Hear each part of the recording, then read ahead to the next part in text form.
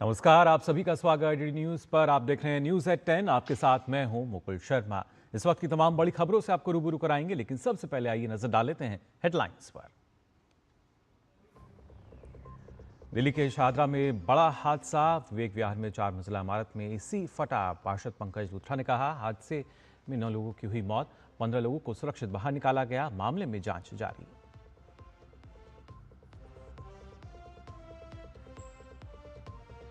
और खासतौर से अगर बात की जाए इस बड़ी खबर की, इस पर आपको पूरी जानकारी हम देंगे। क्या कुछ अभी तक जानकारी निकल कर आई है इस पूरे मामले में, और आखिर पश्चिम बंगाल में ईवीएम से छेड़छाड़ और बूथ कैप्चरिंग की मिली शिकायत के बाद फलता विधानसभा सीट पर मतदान रद्द। सभी मतदान केंद्रों पर 21 मई को पुनर्मतदान, 24 मई को होगी मतगणना।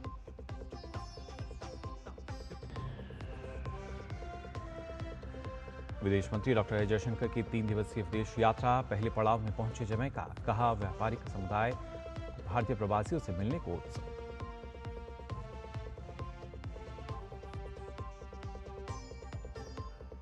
ईरान के 14 बिंदुओं के प्रस्ताव की अमेरिकी राष्ट्रपति डोनाल्ड ट्रंप करेंगे समीक्षा। ईरान ने लेबनान सहित सभी मोर्चों पर युद्ध समाप्ति, प्रतिबंध हटाने और सुरक्षा गारंटी की रखी मांग।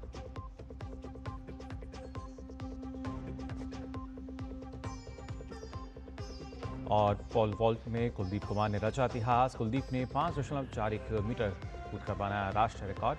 देव कुमार मीना का रिकॉर्ड टूटा। और आइए खबरें देख लेते हैं विस्तार से। सबसे पहले बात करते हैं राजधानी दिल्ली के शाहदरा की, जहां पर विवेक विहार इलाके में आज सुबह एसी फटने की वजह से एक रिहायशी इमारत में भीषण आग लग गई।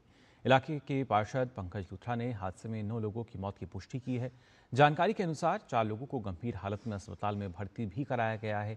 फायर कंट्रोल रूम को सुबह आग लगने की सूचना मिली, जिसके बाद दमकल विभाग की गाड़ियां मौके पर पहुंची और राहत बचाव कार्य शुरू किया गया। Deputy commissioner of police Rajendra Prasad Meena ने बताया कि सुबह करीब 4 बजे आग लगने की सूचना मिलने के बाद दमकल की गाड़ियां तुरंत मौके पर पहुंची और आग पर काबू पाया गया। पुलिस के अनुसार आग इमारत के ऊपरी हिस्से में लगी थी। बताया जा रहा है कि एसी में धमाका होने की वजह से ये आग लगी। फिलहाल करीब 12 लोगों को सुरक्षित बाहर निकाला गया है और घायलों का इलाज जारी है। सेकंड फ्लोर पे एक बैक साइड पे 5 बॉडी करी हैं, जो कि बिल्कुल पहचानने में भी नहीं आ रही कि लेडीज है या जेंट्स है। और एक और बैक साइड पे एक बॉडी और करी है, और टॉप पे 3 बॉडी हैं, और वो चलते हुए ऊपर भागने की कोशिश की थी उन्होंने, और ताला बंद था ताकि वो नहीं पाए। ऊपर ही सीढ़ियों में ही वो उनकी डेथ होगी और पहचान नहीं हो पा रही है बिल्कुल भी। टोटल 9 बॉडी कंफर्म हो चुकी हैं, बाकी अभी चेक कर रहे हैं।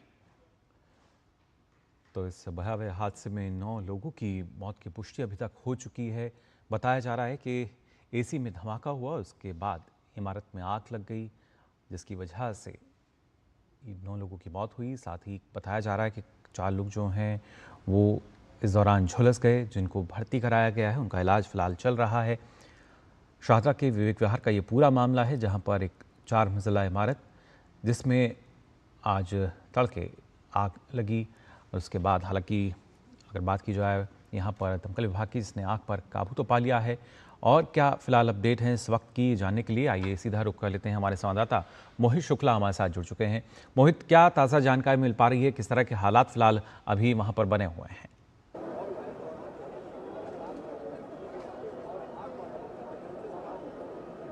देखिए, साफ तौर पर आपको बताना चाहूँगा कि ये विवेक विहार इलाका है, जो कि शाहदरे में पड़ता है, और इसका मकान नंबर है B19। यहाँ पर लगभग सुबह 3:30 बजे के आसपास एसी में ब्लास्ट होता है। उसके बाद यहाँ पर इस बिल्डिंग में आग लग जाती है। मैं आपको बताऊँ, सुबह लगभग 3:48 के आसपास की ये कॉल होती है, और लगभग 4 से 5 मिनट के अंदर यहाँ पर अग्निशमन विभाग के तमाम अधिकारी, दमकल विभाग की तमाम टीमें यहाँ पर पहुँच जाती हैं। अब आप समझिए कि लगभग 3 से 4 के बीच में ये सारा घटनाक्रम होता है, उस वक्त जब लोग गहरी नींद में सो रहे होते हैं। इस पूरी बिल्डिंग में टोटल 8 फ्लोर हैं, अगर यानी कि 4 आगे की तरफ बने हुए हैं, 4 पीछे की तरफ फ्लोर बने हुए हैं।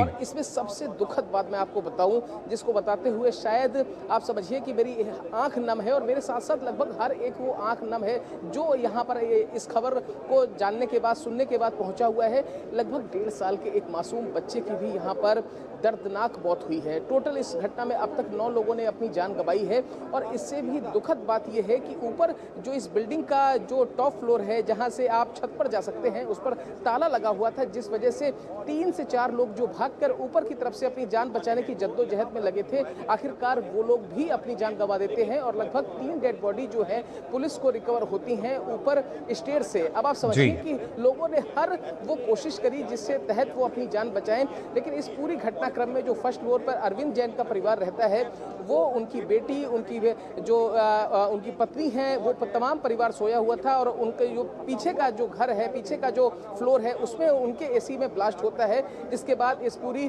बिल्डिंग में आग लग जाती है। फिलहाल मौके से 14 दमकल की जो गाड़ियां हैं सुबह 4 बजे से आग बुझाने में लगी हुई हैं। अभी भी आप देखिए मेरे पीछे दिल्ली फायर सर्विसेज की यहाँ पर गाड़ियां खड़ी हुई हैं, अग्निशमन विभाग के तमाम यहाँ पर अभी भी जो फायर के अधिकारी हैं वो यहाँ पर मौजूद हैं। तस्वीरों के माध्यम से आप ऊपर देख सकते हैं, अभी भी आपको यहाँ पर दमकल विभाग के तमाम यहाँ पर कर्मचारी और अधिकारी यहाँ पर नजर आ रहे हैं। साथ ही यहाँ पर दिल्ली सरकार की एम्बुलेंस भी यहाँ पर मौके पर मौजूद है। कोशिश यही है, अब हर तरफ से ये पुख्ता किया जा रहा है कि मौके पर अंदर किसी की बॉडी ना हो, डेड बॉडी ना हो, कोई अंदर फंसा ना हो। फिलहाल ये है कि घटना पर इस पूरी स्थिति पर नियंत्रण पा लिया गया है, लेकिन इन सबों के बीच में अब मैं फिर कह रहा हूं कि बहुत ही दुखद खबर है। 9 लोगों को अपनी जान गंवानी पड़ी है और राजधानी में आज का दिन, यानी कि आज 3 मई है, इतवार का दिन है और आज तड़के ये सुबह अपने आप में बहुत ही दुखद खबर, बड़ी खबर लेकर आई है। जी बिल्कुल, बेहद ही दुखद ये पूरा मामला। फिलहाल बहुत बहुत शुक्रिया मोहित आपका इस अपडेट के लिए। तो बता रहे थे आपको किस तरीके से विवेक विहार में 4 मंजिला इमारत जिसमें आग लगने की वजह से 9 लोगों की मौत हो गई। अब आइए खबरों में आगे बढ़ते हैं, बात करते हैं पश्चिम बंगाल की। वहां पर विधानसभा चुनाव में फलता सीट विवाद को लेकर चुनाव आयोग का बड़ा फैसला सामने आया है। चुनाव आयोग ने फलता सीट के सभी मतदान केंद्रों पर हुए चुनाव को रद्द कर दिया है। आयोग के अनुसार मतदान के दौरान ईवीएम से छेड़छाड़, बटन पर काला टेप लगाने, बूथ कैप्चरिंग और मतदाताओं को डराने जैसी गंभीर शिकायतें मिली थीं। जांच के बाद आयोग ने पाया कि मतदान प्रक्रिया प्रभावित हुई है। इसके बाद सभी 285 बूथों पर 21 मई को पुनर्मतदान कराया जाएगा, जबकि वोटों की गिनती 24 मई को होगी। अब इस फैसले के बाद फलता सीट पर सियासी हलचल तेज हो गई और सबकी नजरें रीपोल पर टिकी हुई हैं।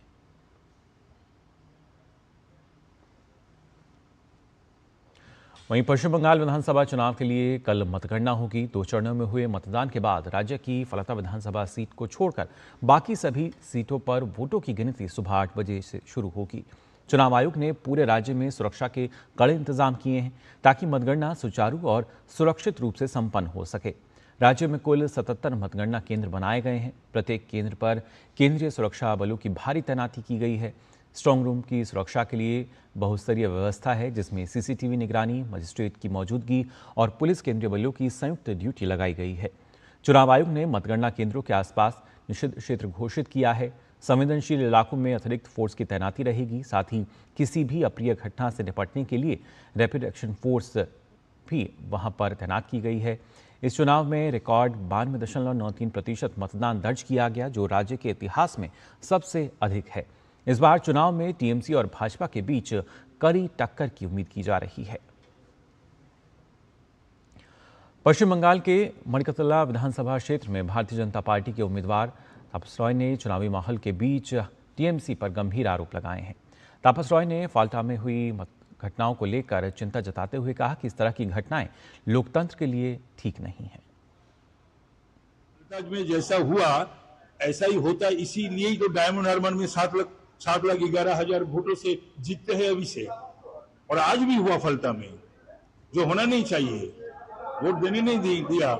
हिंदू गांव से निकल के हमारे माँ बहन लोग प्रतिवाद कर रहे थे। और वहीं तमिलनाडु में भी कल सुबह 8 बजे से मतगणना शुरू हो जाएगी, जिसके लिए 62 काउंटिंग सेंटर बनाए गए हैं।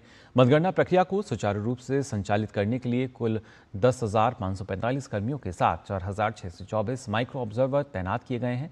हर विधानसभा क्षेत्र पर एक यानी कुल 234 काउंटिंग ऑब्जर्वर पूरी प्रक्रिया की कड़ी निगरानी करेंगे, ताकि चुनाव आयोग के निर्देशों का सख्ती से पालन सुनिश्चित हो सके।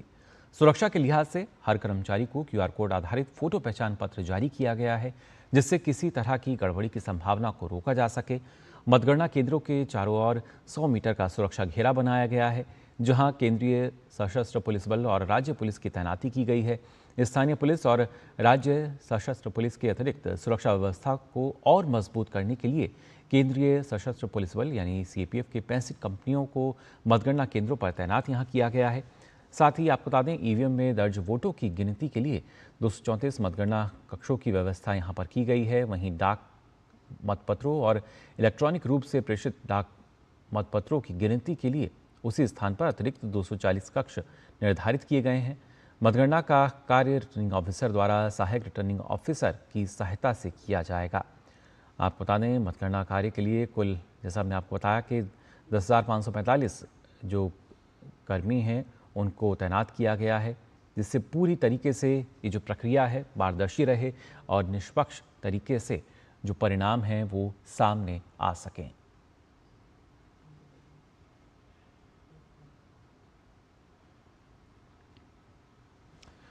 भारत के विदेश मंत्री डॉक्टर एस जयशंकर 2 से 10 मई 2026 तक जमैका, सूरीनाम और त्रिनिदाद और टोबैगो के आधिकारिक दौरे पर हैं।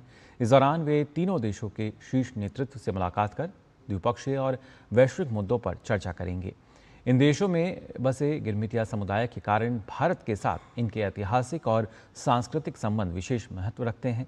दौरे की शुरुआत में विदेश मंत्री जयशंकर किंगस्टन पहुंचकर सोशल मीडिया प्लेटफॉर्म एक्स पर उन्होंने ट्वीट किया और बताया कि यहाँ पहुंचकर मुझे बहुत खुशी हो रही है।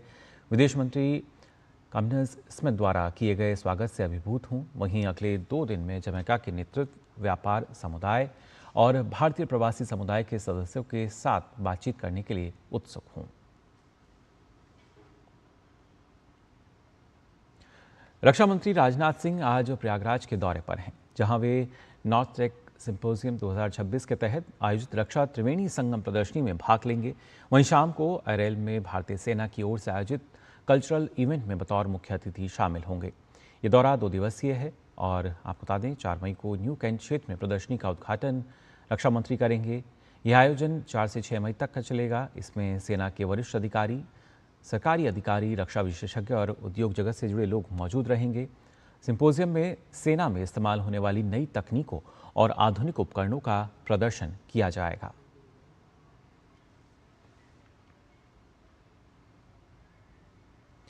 नवीन और नवीकरणीय ऊर्जा मंत्रालय की ओर से पीएम सूर्य घर बिजली योजना को बढ़ावा देने के लिए रन फॉर सन कैंपेन का आयोजन किया गया।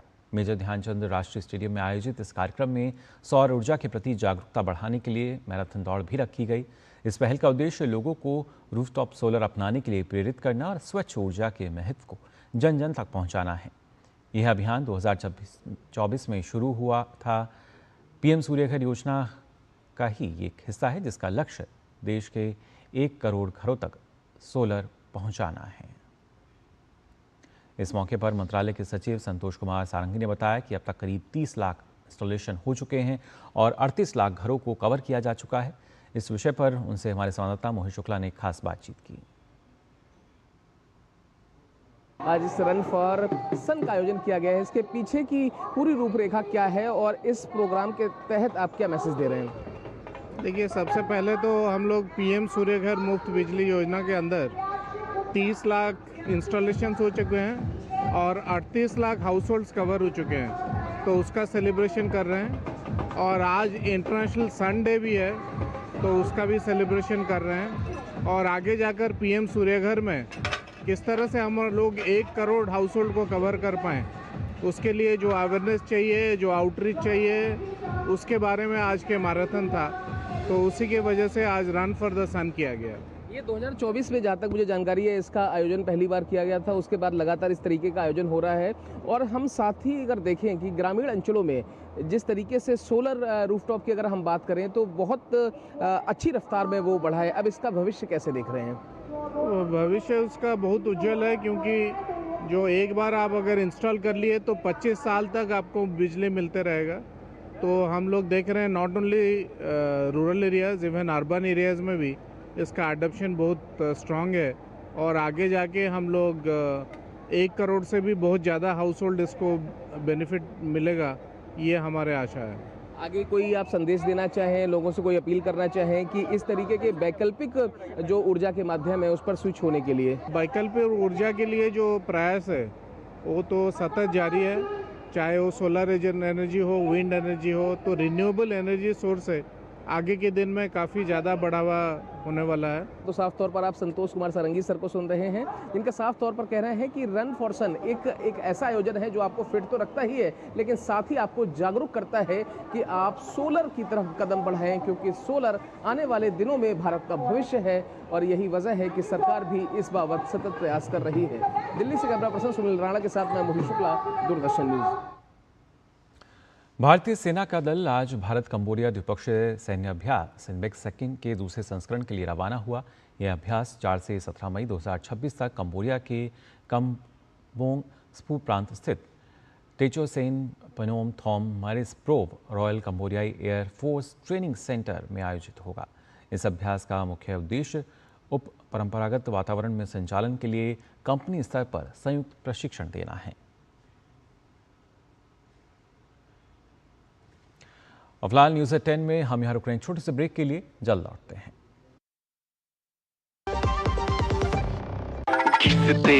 तोड़ते कुटते गिरते नानी दादी का नाम याद आता है, हमको तो एक ही नाम याद आता है, एमडीएच शाही पनीर मसाला।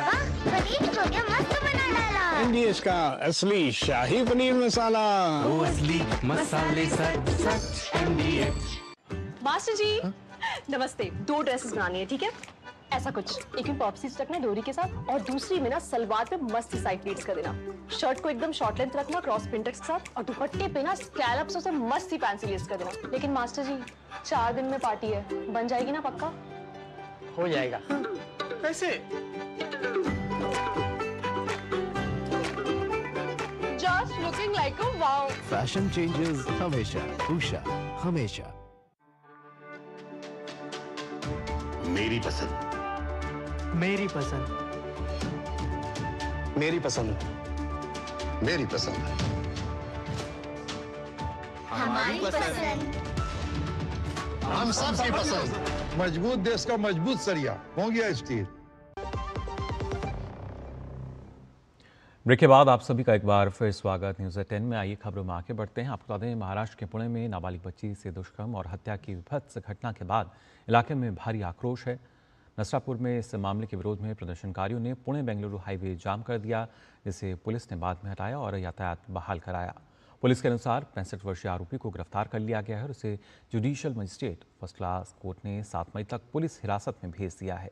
पुणे पुलिस कमिश्नर अमितेश कुमार ने लोगों को आश्वासन दिया है कि मामले की सुनवाई फास्ट ट्रैक कोर्ट में होगी। आरोपी के खिलाफ पॉक्सो और बीएनएस से संबंधित धाराओं में मामला दर्ज किया गया है और आगे की जांच जारी है।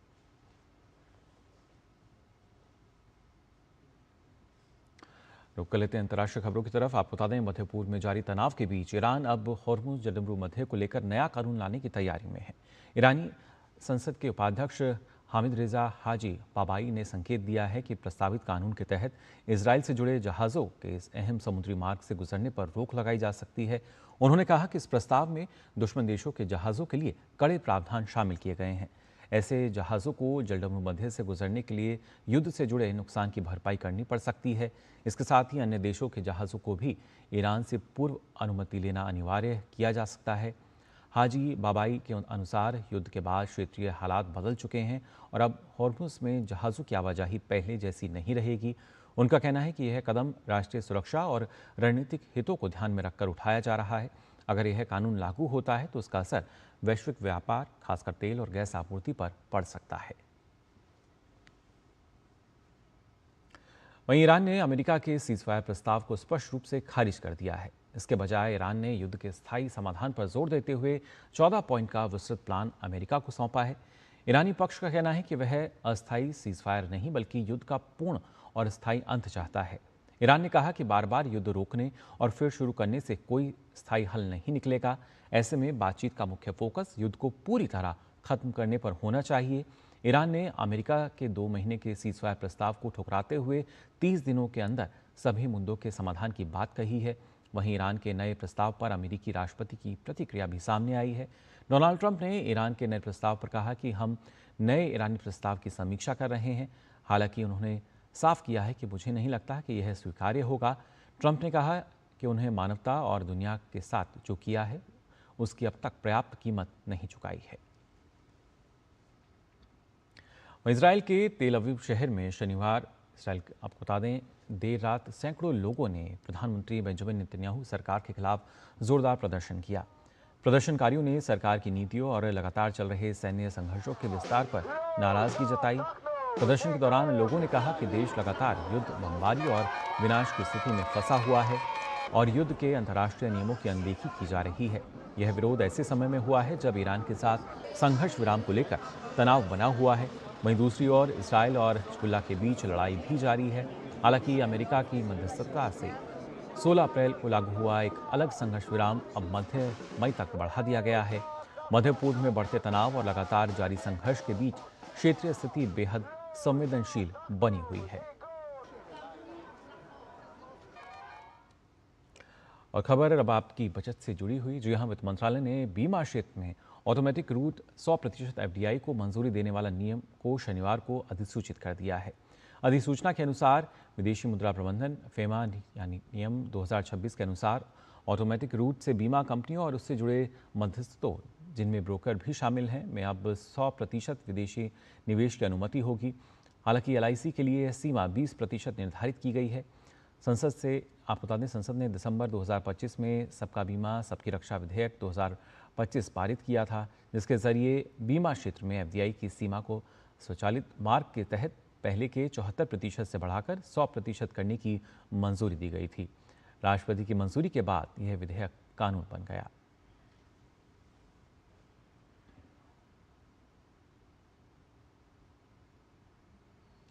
अंतर्राष्ट्रीय मुद्रा कोष यानी IMF की रिपोर्ट के अनुसार भारत में डिजिटल प्रशासनिक सुधारों से सूक्ष्म लघु और मझोले उद्यम यानी MSME की उत्पादकता में काफ़ी सुधार हुआ है। जिन राज्यों ने इन सुधारों को तेज़ी से अपनाया है वहाँ छोटे उद्योगों को अधिक लाभ मिला है। डिजिटलीकरण से कंपनियों की उत्पादकता बढ़ी है और आपसी अंतर भी कम हुआ है। वहीं MSME क्षेत्र देश के विनिर्माण में 35%, जबकि रोजगार में 11 करोड़, निर्यात में 45% योगदान देता है। सरकारी प्रक्रियाओं के डिजिटल होने से छोटे उद्यमियों की लागत और देरी में कमी आई है। रिपोर्ट के अनुसार ये सुधार व्यापक स्तर पर कारोबारी माहौल बेहतर बनाने की पहल का हिस्सा थे। वर्ष 2014 में राज्यों ने 98 बिंदुओं की कार्य योजना पर सहमति जताई थी, जिसका उद्देश्य नियमों को सरल बनाना और डिजिटल व्यवस्था को बढ़ावा देना था। IMF ने कहा कि डिजिटलीकरण से प्रशासनिक प्रक्रियाएं सरल होती हैं, पारदर्शिता बढ़ती है और देरी कम होती है। इससे छोटे व्यवसायों को अनुपालन खर्च घटता है और सभी के लिए समान अवसर सुनिश्चित होते हैं।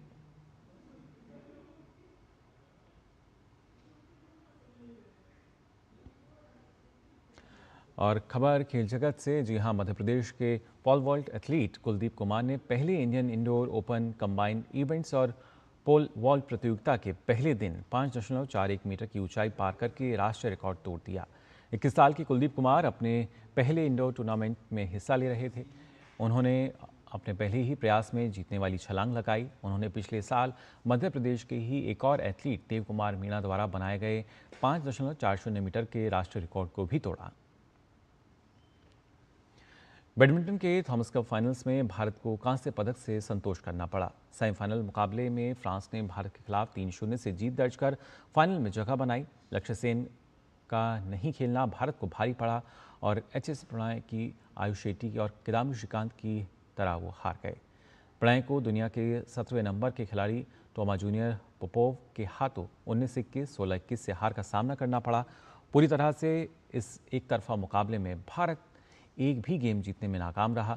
2022 की चैंपियन टीम भारत ने सेमीफाइनल में पहुंचकर एक कांस्य पदक पक्का कर लिया था। इस तरह इस पदक से भारत के साल 1952, 1955 और 1979 में जीते कांस्य पदकों में इजाफा हुआ। और बात IPL की, जहां पर दूसरा मुकाबला अगर बात करें तो पंजाब किंग्स और गुजरात टाइटंस के बीच खेला जाएगा। आज ये मुकाबला अहमदाबाद के नरेंद्र मोदी स्टेडियम में शाम 7:30 बजे से खेला जाएगा। पंजाब किंग्स को पिछले मैच में राजस्थान से हार मिली थी, जबकि गुजरात को लगातार 2 जीत मिली है। पंजाब ने इस सीजन में अब तक 8 मुकाबले खेले, जिसमें 6 में उन्हें जीत मिली। टीम 13 अंक के साथ पॉइंट टेबल में टॉप पर है। दूसरी ओर गुजरात ने 9 मैच में 5 में जीत दर्ज की है। टीम 10 अंकों के साथ 5वें स्थान पर है। गुजरात को प्लेऑफ की दावेदारी मजबूत करने के लिए इस मैच में जीत बेहद जरूरी है। तो फिलहाल के लिए न्यूज़ 10 में बस इतना ही, लेकिन देश और दुनिया की तमाम खबरों के लिए आप देखते रहिए डीडी न्यूज़। मुझे दीजिए अनुमति। नमस्कार।